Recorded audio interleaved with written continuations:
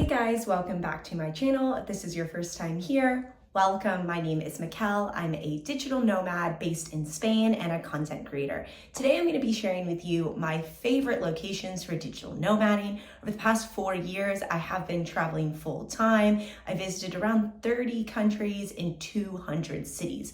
So today I'm going to be breaking down my overall favorites, and what I'm going to be looking at specifically is places that are made for nomads. And by made for nomads, the things we're going to be talking about is the infrastructure of the country. Obviously, Wi-Fi is pretty important. We're also going to be talking about the community that is there, as well as safety. As a female traveler, and with a lot of my travels being solo, safety is a huge thing that I look for when I'm picking a location.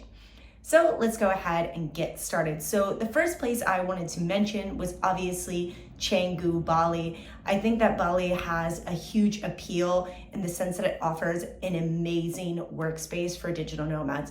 There is countless cafes where you can bring your laptop, where you can work, that really you can't find anywhere else. My favorite thing about digital nomading in Bali was definitely the pools. So I'd be working on my laptop, be quite hot, and then go for a dip in the pool. That's really one of a kind. I haven't really seen that anywhere else besides maybe Mexico, but that was really cool. The other thing is the sense of community. There is so many events every single day, every single weekend for you to go out and meet people. So I think it's really nice to be able to have like an instant community in Bali. Even just being in Canggu for 2 weeks, I had a group of friends and we were hanging out all the time. So it was really easy for me to kind of get integrated into the community there and meet other nomads. However, there are some other reasons that I personally don't think Bali is the overall best location for digital nomads, and I'll just link that video up here so you can go ahead and check that out. But just to quickly cover it, definitely the transportation situation, as well as it just being a bit chaotic and a lot to deal with all the time. But you can go ahead and look into that. Now, the other place that I wanted to mention is Buenos Aires. So Buenos Aires is amazing for nomads. Number one, it's super, super affordable. So you can get really nice apartments for very affordable prices, as well as it does have great infrastructure. So you're gonna have very fast Wi-Fi, as well as nice cafes to bring your laptop, and there is a decent community. While I was in Buenos Aires, I went to meetups that had around 100 nomads. It wasn't as easy for me to find my people like in Bali, but it was really easy to get to meet people and get to know other people that were working online. There's also a lot of entrepreneurs in Buenos Aires, so I think this is an advantage. The reason it isn't my top destination for digital nomads is honestly the safety. While I lived in Argentina as a small blonde female, there were times that I felt uncomfortable. You shouldn't really walk out in the street with your phone, and then you have to go to the blue market. I have another video where I get into digital nomading in Buenos Aires, which I'll link up here. But just because of the safety and the fact that I didn't feel super comfortable even like getting drunk at like a nightclub or anything like that, just because of the men, it's not my top destination. However, if you are a guy and you're watching this video, Buenos Aires is probably a good choice for you. But if you are a girl, definitely check out that video just so you can have some insight into what all Buenos Aires entails. Now, another one of my favorite destinations for digital nomads is definitely Croatia. So between Split and Zagreb, honestly, you have the best of both worlds. What I recommend doing is spending your winters in Zagreb and your summers in Split.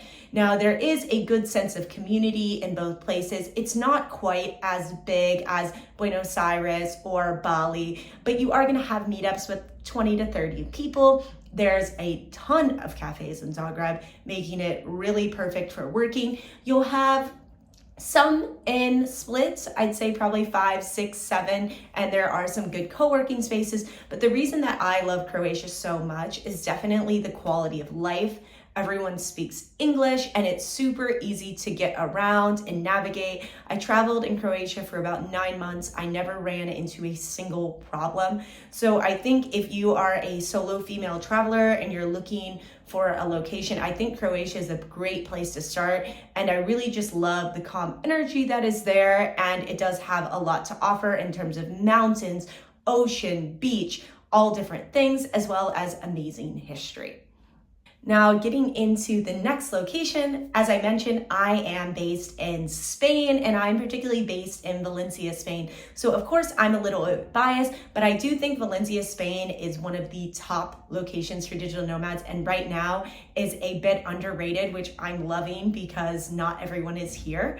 But what makes it such a great location, first off, is the weather. So you've got more than 300 days of sunshine in Valencia. Really, the coldest months are going to be January and February, but it's January right now, and as you can see, I'm wearing a tank top. It's about 65 degrees outside, so definitely have some warm weather, as well as there is tons of cafes. You do need to be careful of the ones that you can have your laptop. As it is Spain, it is more of a laid back culture, so they're not going to want a bunch of people working at all the cafes, but probably within a 5-minute distance of where I live in Rusafa, there's about 4 different cafes that I go to, as well as there is a good sense of community. However, what I have found is the community here is more expats, and it does tend to be a little bit on the older crowd. So if you are a digital nomad in your early 20s, maybe check out Madrid or Barcelona. However, if you're a nomad and you're maybe in your late 20s or in your 30s or 40s,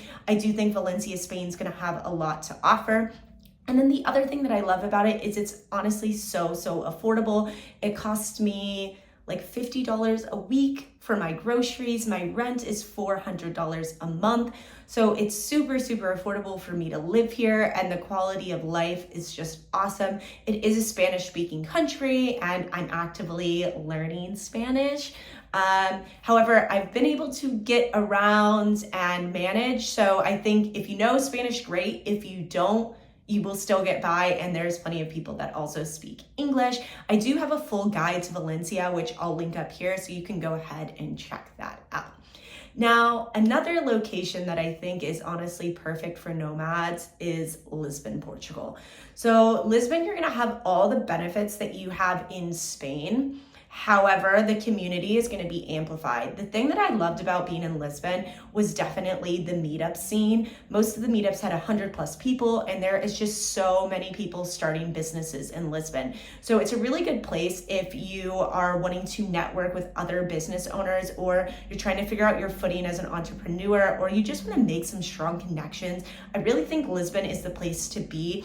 And they have different Slack channels, different groups that make it really easy to be a part of the community.